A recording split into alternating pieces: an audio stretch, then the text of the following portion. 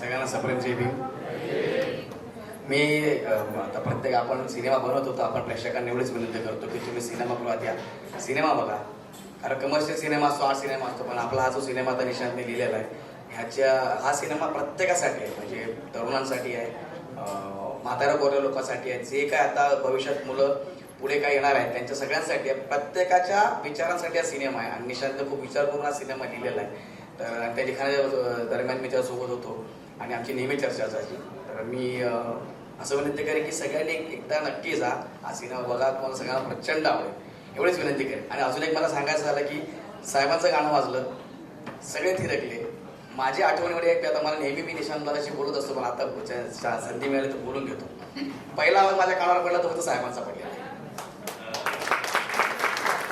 आम्ही कव्वाली ऐकायला 22 नंबरला आपल्या पवईला इकडे तिकडे रिक्षाने जायचो, सगळं ग्रुपने जायचो, कव्वाली ऐकायचो. आज आपण सगळे बघतो की आनंद शिंदे साहेब बनलेले आहेत, पण रात्री 8 ते पहाटे 6 पर्यंत गाणं गायचं कार्यक्रम.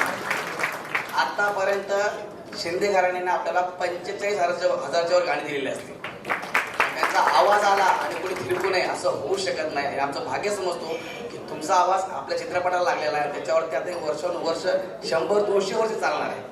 त्यामुळे मी शिंदे साहेबांचं खूप मनापासून आभार मानतो की तुम्ही खूप योगदान दिले.